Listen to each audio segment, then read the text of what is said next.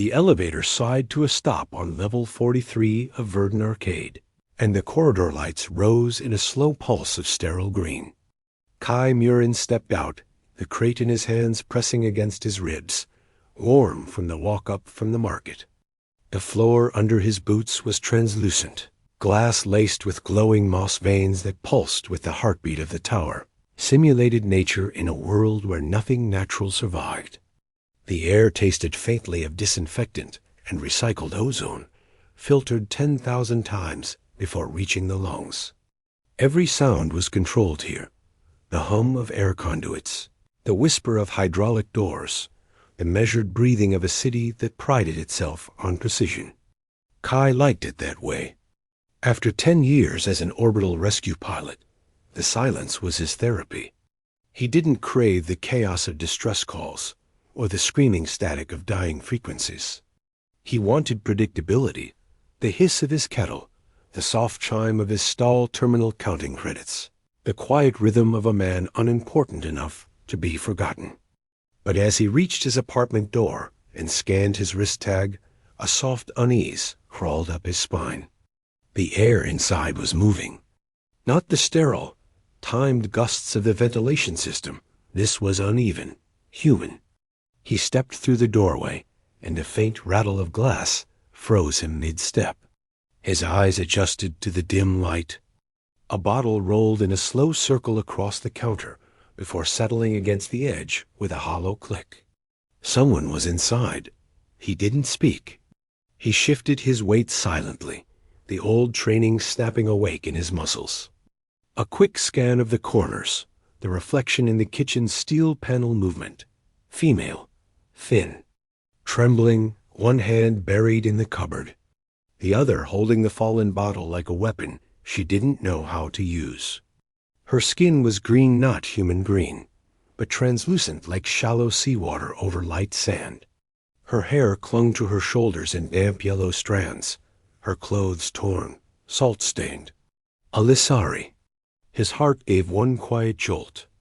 Refugee, unregistered, illegal above the lower decks. The bottle slipped from her hand and spun across the counter, the sound too loud in the hush.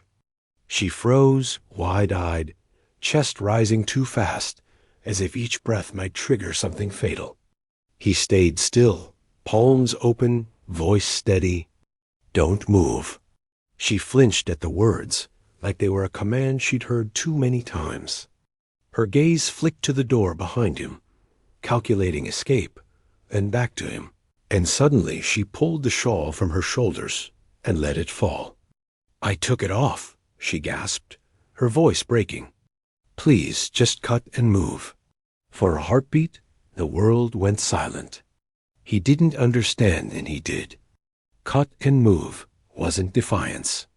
It was submission, a phrase refugees used when caught asking to be punished quickly before the moderators arrived. She thought he was going to sell her out. Kai's fingers tightened on the edge of the crate. The training said report, stay neutral, stay alive. The man inside him said nothing. He set the crate down slowly, the way you'd handle a live explosive, and took one step forward. "That's not necessary," he said quietly. Her lips trembled. Confusion replaced terror for an instant. He could see her shaking, dehydration lines across her neck, salt burns around her eyes. She was running out of time.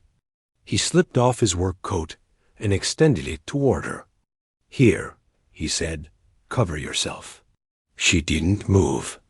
She was waiting for the trick, for the shout that would summon the moderators. When none came, she reached out in small, trembling motion and took the coat, clutching it to her chest like a shield. The corridor light spilled through the half-open door, casting both of them in a pale green glow. He could already imagine the camera feeds, registering movement, identifying silhouettes. Someone on the floor would see its soon human man, non-human female, suspicious, punishable. He turned and shut the door, cutting off the light. "What's your name?" he asked. Her throat worked. "Nari," she whispered. "Lisari?" "Yes. You're burning out, he said automatically. No humidity. No brine tablets. She blinked, startled. You know my kind. Used to fly rescue, he said. Picked up Lissari survivors once. You need water more than air. He crossed the room, pulled open a drawer, and took out a small sealed vial and a packet of mineral tablets he kept for his tea balance. Drink. She didn't take it. Not poison, he said dryly, shaking one tablet into the vial and handing it to her. Just minerals. When she finally sipped, her breath steadied. The light under her skin softened from gray to pale green. Kai watched, saying nothing. The old instinct in him, the one that had driven him into burning ships and collapsing orbit stations, stirred. It wasn't gone after all. Why here? He asked quietly. I tried the lower decks, she said, eyes wet. They said I smelled like rust. I thought I could trade the bottle. Her shame filled the small room like heat. He exhaled through his nose. You were desperate, he said. That's not a crime. Outside, the hall sensors clicked softly, recalibrating for night cycle. If anyone had noticed the motion, the moderators would come soon. He should send her out, wipe the feed, sleep, open the stall at dawn. That would be the smart move. The surviving move. Instead, he adjusted the room controls, turning the humidity up until the first curls of steam rose through the air. Nari stared, disbelief mixing with exhaustion. You can't sit, he said. Before you fall. She did. Her shoulders trembled once, then stilled as the warm mist touched her skin. Her breathing slowed. For the first time in hours, maybe days, she looked alive. Kai stood watching her, the weight of the decision anchoring him in place. He knew the feeds had her face now, knew the risk, the loss of his permit, the endless questioning that would follow. But he also knew the look of someone who'd run too far to keep running. He reached for the panel and shut down the external sensors entirely, cutting himself off from the network. The silence that followed was total, heavy, human. You can stay tonight, he said at last. After that, we'll figure something out. Nari's eyes flickered with disbelief. Why? Because you asked me to cut and move, he said. And I've had enough of watching people cut. Morning in Verdun Arcade arrived without sunlight. Only the slow brightening of the ceiling's green, luminescent veins, and the faint hum of the air processors shifting from night to day cycle. Kai Murin hadn't slept. He sat at his counter, one hand wrapped around a cup gone cold, the other pressed to his temple as the humidifier breathed mist into the small room. The silence wasn't peaceful now. It was full of awareness, every drip of condensation, every soft exhale from the figure sleeping on his bench. Nari lay curled beneath his dark coat, her skin no longer dull but faintly translucent, glowing in places like the slow pulse of algae underwater. The freckles along her throat shimmered faintly, a biological pattern of recovery he remembered from the rescue archives. She'd survive now, at least for the day. But the feeds wouldn't forget that motion ping from last night. Somewhere in the district records, his unit number was already tagged for anomaly review. He told himself it could wait, that he'd explain it as equipment malfunction. But the thought clung to him like condensation on glass. When she stirred, it startled him more than it should have. Her eyes opened, wide, confused, catching the filtered light like wet stone. She pushed herself up slowly, still wrapped in his coat, her voice rough from sleep. You didn't call them. He shook his head. You needed rest. You should have, she said, though not like she meant it. She looked around, disoriented, taking in the clean counter, the small brewing unit, the glass walls that glowed faintly from the ocean far below. This is level 43, she said quietly. They don't let us up here? No one let you, he replied. You made it anyway. She stared at him as if trying to measure whether that was judgment or respect. When she didn't find either, her shoulders eased. "You're calm," she said. "Used to crisis," he answered. He poured her a cup of mineral water and pushed it across. "Sip slow. Your body's still adapting." She obeyed without question. The silence stretched between them, awkward at first, then comfortable, broken only by the soft hum of machines. Finally she said, "I didn't mean to steal." He nodded. "I know." She hesitated, then added, "I thought if I brought something to trade, they'd let me breathe for a while." The words hung there, soft and raw. He remembered the lower deck's air thick with rust, vents half-clogged, humidity filters rationed to humans first. The Lissari couldn't survive that dryness for long. He wondered how many of them had quietly suffocated down there while the moderators debated logistics. "You picked the wrong place to try," he said. "These floors don't trade mercy." Her mouth twitched, a shadow of bitterness. "You did." The line landed harder than he expected. He looked away, setting the cup down, pretending to check the humidifier's gauge. "That was impulse, not trade," he said. "Don't read too much into it? Then why am I still here?" She asked softly. He didn't answer right away. Her question wasn't meant as gratitude, it was disbelief. The kind people born hunted carried in their bones. "Because leaving now would kill you," he said at last. "And I'm not going to let that happen under my roof." She blinked, a flicker of something human in her alien eyes, something like trust. He pushed to his feet, restless. "I have to open the stall soon." "You'll stay here. Keep the humidity steady. Don't touch the window sensors." "If they come, they won't today," he interrupted, but his tone made it sound like hope more than certainty. He hesitated at the door, scanning his wrist tag. The lock light flickered uncertainly. He'd shut off the network connection. Manual override only. Safer that way. He stepped out, leaving her in the amber mist. The corridor greeted him with its usual mechanical hum, the sound of a city pretending to be alive. Down in the market tiers, he opened his stall like any other morning, the smell of boiling fullen seed filling the air, his hands working on muscle memory. But everything felt different. Every customer's glance lingered too long. Every small conversation felt like it might shift to him. He caught a flicker on one woman's wrist screen forum thread. Unregistered life form sighted near vendor 43B. His stall. His chest tightened. He kept his movements calm, precise, the same way he had during orbital rescues when fire crawled through the hull and panic spread through the combs. He could survive this, he told himself. He just needed to stay invisible.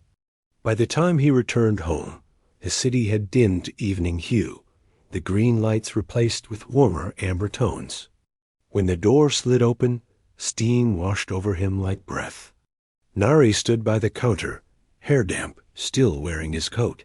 She turned, startled, but not afraid this time. "I made tea," she said, awkwardly holding a cup between both hands. "It's bitter." He took it, tasted, coughed once. "Too much salt," he said. "Lissari taste buds," she explained, almost smiling. "We taste minerals like sweetness." "That's going to make it hard to sell to humans," he muttered, as she actually laughed. A soft, unsteady sound that startled them both. The sound filled the small space with something warm, something alive. For the first time, he didn't think about the feeds or the risk. He just thought about the sound of her laughing and how long it had been since his apartment had felt like anything but a machine. He sat across from her, the silence between them no longer sharp. "You used to fly," she said, nodding toward the faint emblem still stitched to his sleeve. "Rescue Corps," he said. "A long time ago. You stopped. After we stopped saving anyone." She looked down. "My crew used to listen for your kind," she said softly. "The ones who came when everyone else ran." Her eyes lifted to him again. "You're still doing it." He didn't answer, but something in his chest tightened until it almost hurt. He leaned back, exhaled slowly, and said, "Get some rest. Tomorrow, if the feeds are quiet, you can help at the stall." "Help?" she repeated, cautious. "It'll look normal," he said. "And maybe you'll learn what passes for peace around here." She nodded slowly, clutching the cup as if it anchored her. When the lights dimmed for night cycle, the mist thickened again, and two silhouettes shared the same breath inside a room that had forgotten warmth. Outside, Ironthor's spire hummed on, unaware that one small, illegal act of compassion had already cracked its perfect silence. The next morning began with the hiss of the humidifier and the faint echo of footsteps in the corridor. A reminder that Verdun Arcade never truly slept, only lowered its pulse.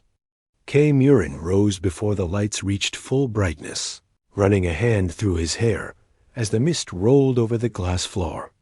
The air smelled faintly of salt and metal, like the edge of a forgotten sea. Nari was awake already, sitting cross-legged by the window, watching condensation gather and slide down the panels. Her yellow hair caught the soft light like ribbons of gold. She looked stronger, her shoulders less tense, her breathing even. When she turned to him, her expression held a quiet determination. "You said I could help today." He studied her for a moment, unsure if it was a good idea. But her tone was steady, the desperation gone. "All right," he said. "But you follow my lead? No sudden movements, no eye contact with moderators." She nodded solemnly. "Understood." He almost smiled at that her voice carried a hint of command, the kind that belonged to someone who once gave orders. They took the service lift down to the market tier. The hum of engines, the chatter of merchants, and the faint aroma of boiling brews filled the air. Kai's small stall sat at the far end, framed by glass panels etched with his permit number, proof of legality, proof of belonging. Nari stayed close behind him as he lifted the shutters. "It's smaller than I imagined," she murmured. "It's enough," he said. "Everything bigger comes with someone watching." She nodded, taking in the rows of cups, the compact steamer, the jars of crushed fullenseed and froth dust. When he turned on the heat unit, the soft hiss filled the stall like a heartbeat. He watched her eyes widen slightly, a memory flickering there. "My people brew saltwater tonic during storms," she said quietly. "The sound. It's the same." "Then you'll like the work," he replied. The first few hours passed quietly. Regulars drifted in, maintenance clerks, cargo handlers, low-tier officials who liked the stall's simplicity. Kai handled the orders. Nari stayed behind the counter, watching every movement, memorizing how he measured, poured, wiped, repeated. Her attention was precise, disciplined. When he handed her a small grinder, she looked almost reverent. "You ever used one of these?" he asked. She shook her head. "We crush seeds by hand. We listen for the pitch of breaking shells. The sound tells us when it's right. Here, you listen for rhythm," he said, demonstrating. She mimicked his motion, slower, cautious, the hum of crushed seeds filling the space. When she caught the right pace, he nodded. "Good. Don't overgrind. Humans like texture. Humans like control," she said softly. He met her eyes. "We like what doesn't fall apart." Her lips curved faintly. "That's the same thing." By midday, the market crowd thickened. The air turned dense with movement, the smell of ozone from the upper vents mixing with spice and steam. Nari kept her head low, but curiosity followed her anyway. An alien woman, half hidden behind a human stall, unusual enough to draw glances, dangerous enough to start whispers. Kai heard them before she did. Illegal worker, vendor's pet, feed post. He kept his voice calm, his rhythm steady, like he hadn't noticed. But when a man stopped too long near the counter, wrist console angled just enough to record, Kai's tone sharpened. "You need something?" The man blinked, caught. "Just watching." "Then buy something," Kai said evenly, holding the man's gaze until he looked away. The console dropped. The customer left. Nari's hand trembled slightly on the grinder. "You didn't have to do that," she murmured. "Yes, I did," he said. "Letting people stare teaches them they're allowed to." She glanced up at him, surprise flickering through her calm mask. "You speak like someone used to command." "Used to rescue," he corrected. "Different kind of control." "Still control," she whispered. By late afternoon, the heat from the brewing units made the stall's air shimmer. Nari leaned over a bowl of steeping salt tonic, her eyes half closed, breathing in the vapor. "You know," she said softly, "your drinks are missing something." "Enlighten me," he said. "Salt." He gave her a skeptical look. "Humans don't drink salt. That's why you all look so dry." Her teasing tone made him laugh short, real, unexpected. She smiled, startled by it. Then, serious again, she reached for a small packet of mineral flakes she'd kept hidden inside her coat pocket. "Try this." He hesitated. "One sip," she said. "If it's terrible, I'll grind seeds for a week." He sighed, poured a few flakes into the brew, stirred, tasted. The flavor changed instantly smoother, deeper, with a strange sweetness that lingered on the tongue.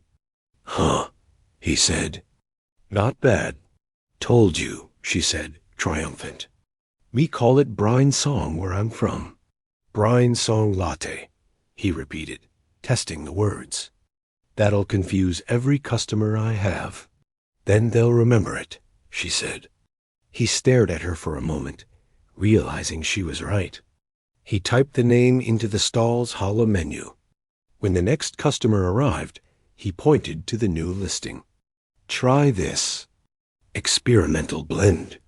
The woman hesitated, then nodded. When she tasted it, her eyebrows lifted. "That's different," she said.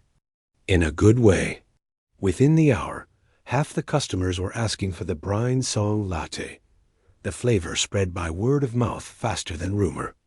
Nari moved with purpose, now measuring, mixing, moving beside him like she'd always belonged there. When their hands brushed over the counter, neither of them flinched. By closing time, Kai leaned against the wall, watching her rinse the cups, her movements calm and confident. "You did well," he said. She looked up, startled. "I spilled 2 drinks." "You sold 20, he countered. "That's a good trade." She hesitated, then smiled. "So I can stay?" "For now," he said. "Until you teach me how to make that salt drink without killing myself." Her smile grew wider, softer. "Deal." They walked back together through the glowing corridors, the sound of their footsteps echoing off the glass. Outside, Ironth's spire shimmered under artificial dusk, the ocean below reflecting green light like an endless heartbeat. Nari paused at the bridge, gazing down. "It's strange," she said quietly. "All this water, and none of it belongs to us." Kai followed her gaze. "Maybe we can borrow it for a while." She turned to him then, eyes glinting with something fragile but alive. "You keep saying things that don't sound human," she whispered. "Maybe that's the point," he said. When they reached his door, he didn't have to tell her what to do. She stepped inside, adjusted the humidity herself, and set his coat on the bench neatly folded. The room filled again with mist and soft amber light. As he stood watching her, Kai realized the silence had changed. It no longer felt empty, it felt shared. And somewhere deep inside, a quiet thought surfaced. Maybe saving her hadn't been the desperate move after all. Maybe it was the beginning of something that would save him. 2. Night returned to Verdun Arcade in a slow descent of green light and distant hums. The ceiling dimming until the corridors resembled veins beneath translucent skin. Kai Murin sat at his small counter, the last of the stall's credits transferring to his wrist tag, the familiar click of each transaction like a heartbeat that refused to calm.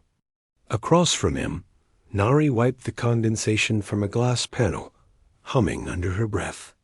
The melody was low and strange, something like the sound of water sliding over hollow stone. She didn't realize she was doing it, but he did. Every note made the air feel heavier, alive. When she stopped, the silence that followed felt incomplete. "You sing when you work," he said finally. She blinked, startled. "Old habit," she murmured. "My crew used to hum during storms. The sound helped us breathe slower." "Seems to work," he said. She looked up at him then, her expression soft. "Does it? You don't breathe at all when you're thinking." He smirked faintly. Force of habit.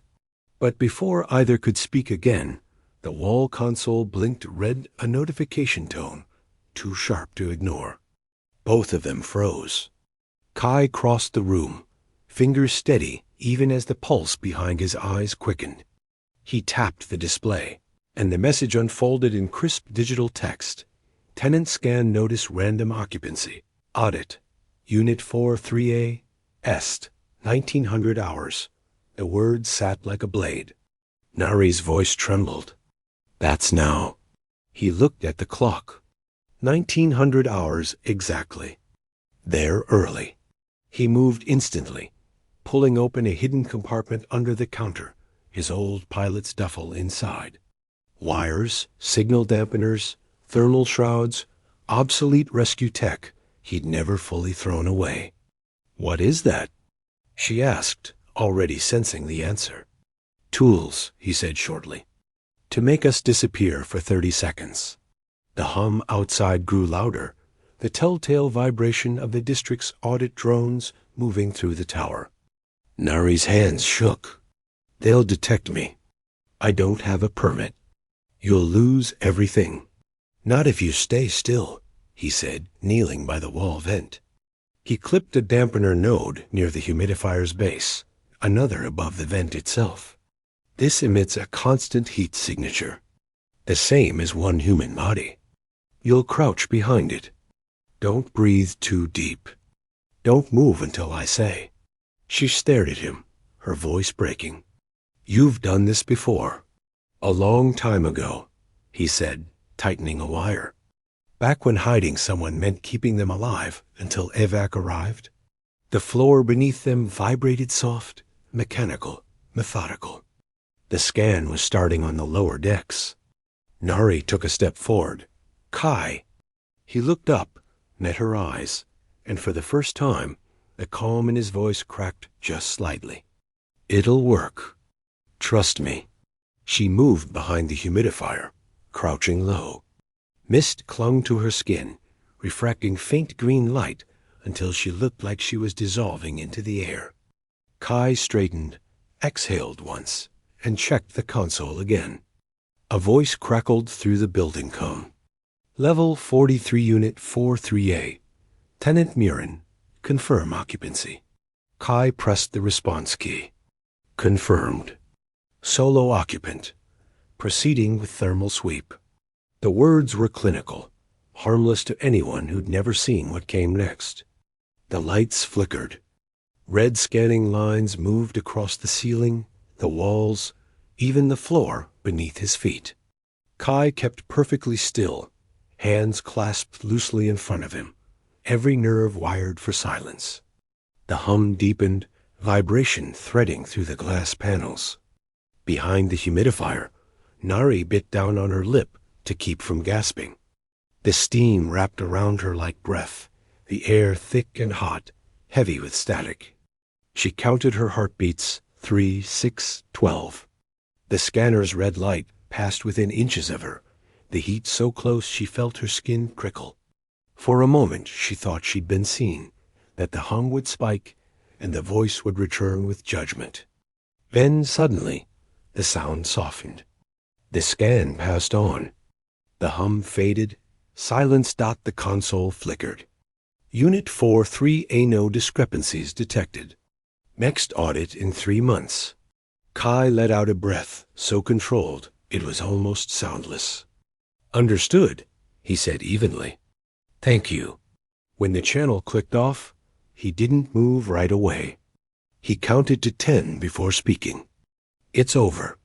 Nari stepped out slowly, her knees shaking, her hair damp and plastered to her skin. She looked around, as if expecting the room to vanish. They didn't see me, she whispered. No, he said, sinking into the nearest chair. They didn't. His hands, though, betrayed the calm shaking just slightly. She noticed. Without thinking, she knelt beside him and placed a hand over his wrist. His muscles tensed and eased under her touch. You were afraid, she said softly. Still am, he admitted. But it's better than being numb. She looked at him for a long time, her expression unreadable. You could have turned me in. Saved yourself. Wouldn't have been much of a save, he said. The air between them shifted. The mist softened into warmth. She rose slowly, walking to the counter, filling a small cup from the kettle and setting it in front of him. Then drink, she said. You look like a man who forgot how. He managed a weak laugh, took the cup, and drank. The silence that followed wasn't empty. It was steady, like recovery.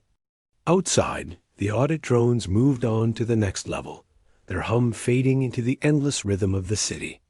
Inside, a man and a woman exhaled the same air, the same relief, neither quite realizing that this act, the simple choice to hide and breathe, had already marked them both. In the sterile heart of Ironthur Spire, where rules defined mercy and life, was measured by compliance, 2 illegal pulses had synced perfectly, just long enough to fool the system. For the first time in years, Kai felt something he thought he'd lost with his old uniform. The quiet, dangerous thrill of saving someone and living to tell about. The following day dawned beneath. Curtain of false sunlight filtered green radiance crawling up the walls of Verdun Arcade until the glass corridors looked like veins filled with liquid jade. Kai Murin stood at the stall long before the first customers arrived, steam rising from the kettles, the hiss of heating coils keeping time with his thoughts. Every sound was sharper now, every movement deliberate. The audit had passed, but peace in Ironthur Spire was a temporary illusion. He knew the system. It never looked away twice. Behind him, Nari moved quietly, the soft scrape of her bare feet against the metal floor, a steady rhythm he found himself unconsciously matching. She had tied his coat at the waist, sleeves rolled up, hair damp from the morning mist. You didn't sleep again, she said, not a question. Habit, he replied. Pilots don't rest when the alarms stop. They rest when they break. She gave him a faint, knowing look and began organizing the mineral jars. Then maybe you need better alarms. He almost smiled, but the sound of distant chatter pulled his attention back. The crowd grew faster than usual that morning. The brine song latte had spread through the upper feeds, a small ripple of novelty in a city addicted to monotony. Workers arrived in pairs. Officials lingered longer, some pretending curiosity, others too curious to pretend. And with them came whispers unverified, enticing, dangerous. The alien who made the drink. The human who hid her. Kai heard the tone before the words reached him.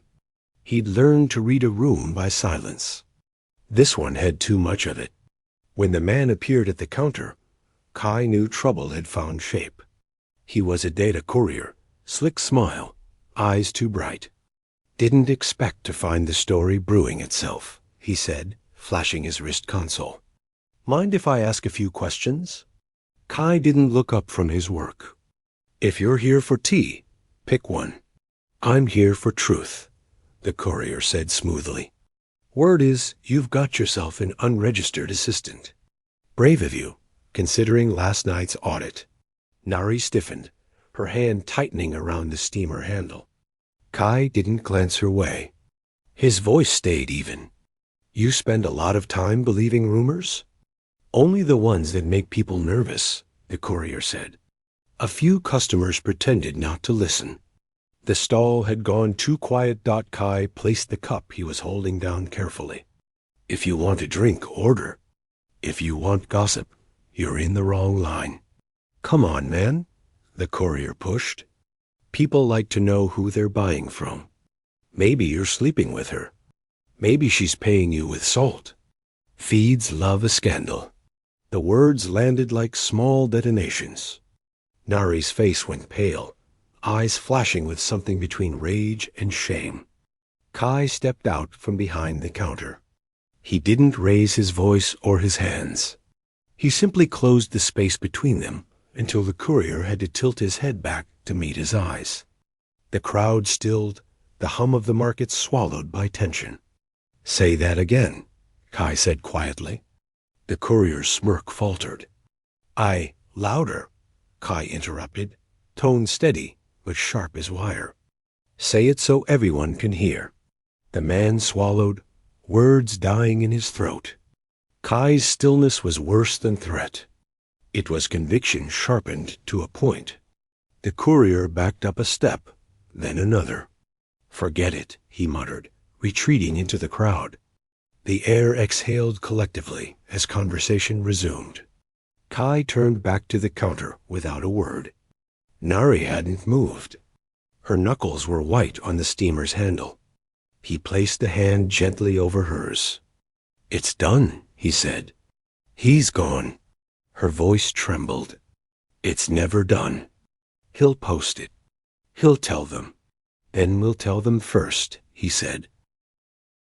That afternoon, a small recording crew arrived 3 locals from a food channel that showcased cultural blends.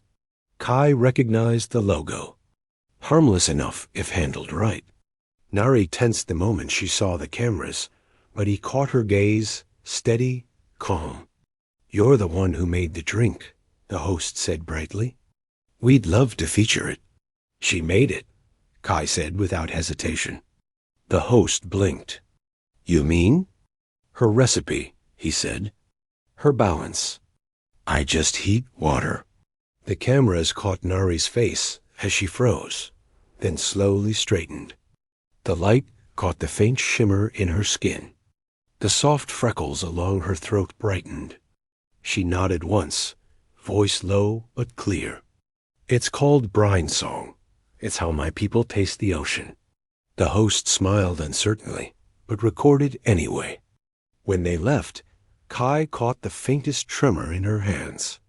You shouldn't have said that, she murmured. Now they'll remember me. Good, he said, pouring another cup. Maybe next time they'll say your name with respect. By evening, the feed had already spread. Alien artisan sparks market craze. Unregistered worker creates. Viral drink. Human vendor breaks code. The words scrolled across every wrist screen in the corridor. Some cheered, some mocked, most just watched. When Kai closed the stall, the tension in his shoulders felt carved from stone. Nari followed silently beside him as they walked through the glass bridge toward the apartment. You'll lose your permit, she said quietly. Maybe, he admitted. Then why did you? He stopped her with a look. Because hiding you was one lie. Pretending you don't exist is another. She stared at him, the mist light reflecting in her eyes. You keep breaking rules for me. No, he said softly. I break them for what's right. You're just the first person who reminded me what that means. Back in the apartment, he locked the door twice. The city outside pulsed with green light, distant and indifferent. Inside, the humidifier whispered its steady rhythm, the air thick and warm. Nari stood by the window, watching the ocean's faint reflection below. They won't stop, she said. Once the feeds start, they never stop. Then we outlast them, he said. How? She asked, turning to him. By being the story they can't twist. He sat on the edge of the bench, exhaustion softening his voice. I used to pull people from wreckage. Fire, vacuum, pressure collapse. The hardest part wasn't saving them. It was convincing them they were safe afterward. You can't live waiting to drown again. She watched him, her face a mixture of admiration and fear. You still think like a rescuer, she said quietly. You still run toward burning things. Only when they matter, he said. The room fell into silence. The mist shimmered between them, catching the faint green glow from the windows. Nari stepped closer, her voice almost a whisper. You could still let me go. It'd be easier. He looked up at her, his eyes tired but steady. Maybe, but I didn't keep you alive just to watch you disappear. She exhaled, something between a laugh and a sob. Humans don't do this, she said softly. They survive by following rules. Then maybe it's time we change the definition, he said. For a long moment, neither spoke. Outside, the ocean shimmered like glass. Inside, 2 breaths found the same rhythm again. The scandal, the threat, the city's invisible eyes, all of it waited beyond the door. But in that humid, amber light, Kai Murin decided what every rescuer eventually learns. Saving someone isn't about pulling them from danger. It's about refusing to let them go back to it. Rain whispered down the outer glass of Ironthur Spire like a memory, a slow rhythm against the green-lit horizon. The city glowed in its own reflection-moss veins, pulsing along the corridors, neon bleeding into the mist. Inside Kai Murin's apartment, the air was warm and heavy, carrying the low hum of the humidifier like a living heart. Nari sat cross-legged on the bench, his coat draped over her shoulders, braiding her yellow hair with slow, absent fingers. She had learned to move quietly now, not from fear, but from belonging. The feeds outside still murmured about them, the human vendor and his alien assistant, but inside these 4 glass walls, silence had become something tender. Kai leaned against the counter, eyes on the console as it flickered with new alerts. The oversight board had issued another compliance notice, thinly disguised as a follow-up inspection. They'll be here by nightfall, he said, voice even. Nari looked up, the faint bioluminescent freckles across her throat brightening like small stars. And it begins again, she said softly. Not this time. He crossed the room, placing a hand on the glass. Outside, rain gathered in ribbons, sliding down in soft rivers. I won't hide you anymore. She stood slowly, uncertain if she'd heard him right. You said, I said I wouldn't let them take you, he interrupted, his tone quiet but sure. There's a difference. He turned to face her fully.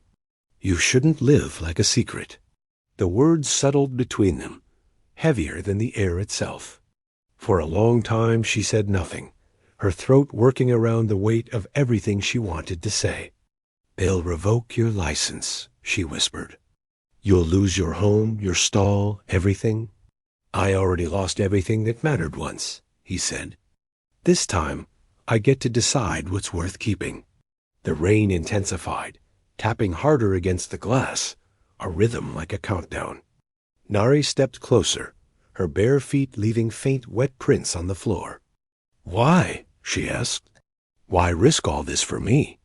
He didn't answer immediately. He just looked at her, the damp light catching in his eyes. Because I couldn't save everyone before, he said quietly. But I can save you now. The words hit her like a current, something breaking open inside. You already did, she murmured, her voice trembling. He gave a small, tired smile. Then let's make sure it stays that way. Evening came like an exhale, dimming the spire to a pulse of amber and green. The knock at the door wasn't loud, just deliberate 3 soft taps, official rhythm. Kai stood first. Stay behind me, he said. Nari shook her head. No more hiding.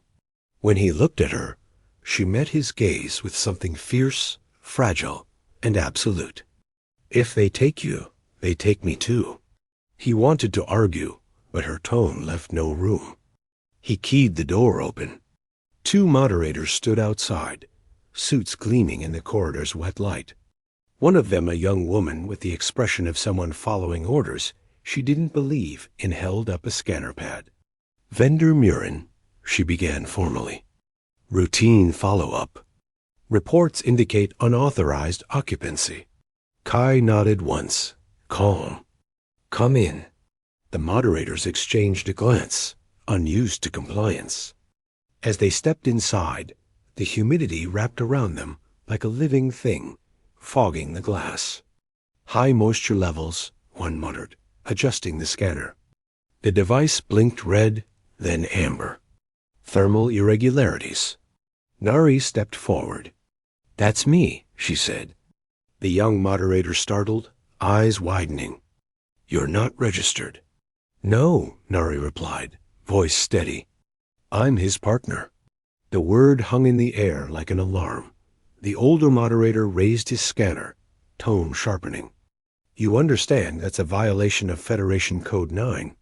"I understand," Kai cut in, moving between them. "Scan us together? Excuse me? You want truth? Then do it. You'll see the reading." The moderators hesitated, uncertain. The younger one recalibrated the scanner. The beam swept over both of them and glitched. The device beeped, stuttered, then emitted a low tone. On the display, 2 biological patterns registered as one. "Composite signal," the moderator said slowly. "Interference?" "No," the woman said, frowning. "Integration."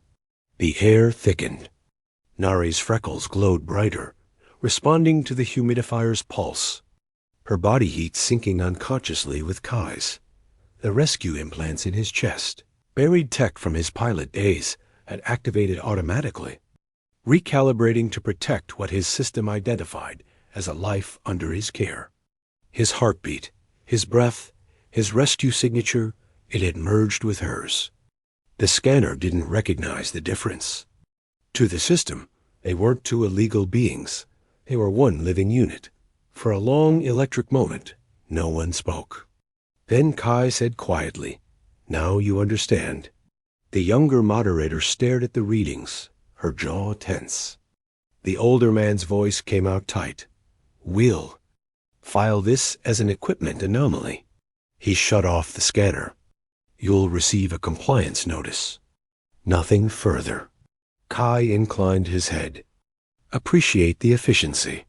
When the door closed behind them, silence returned, thick, stunned, alive. Nari turned to him, her voice barely a whisper. "You didn't know that would happen."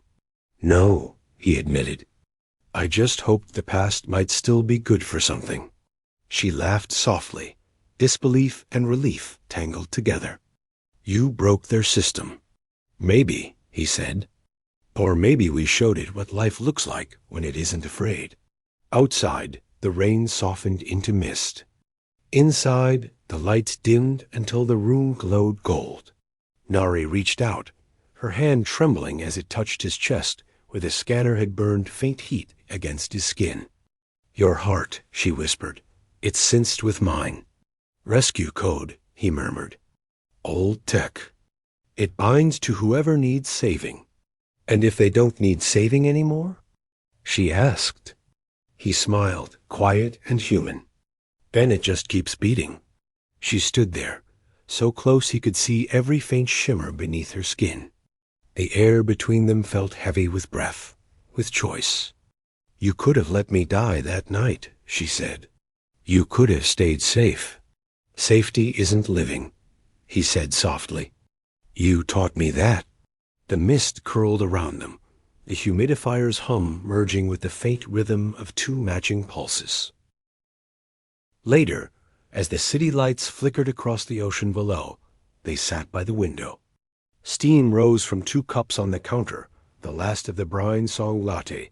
It sent a strange harmony of salt and sweetness. Nari leaned her head against his shoulder, eyes half closed. "They'll remember us," she said. Good, he replied. Then they'll have to remember what mercy looks like. She smiled, her voice drifting into the quiet. You gave me air when I couldn't breathe. He turned to her, brushing a strand of damp hair from her face. And you reminded me why we should.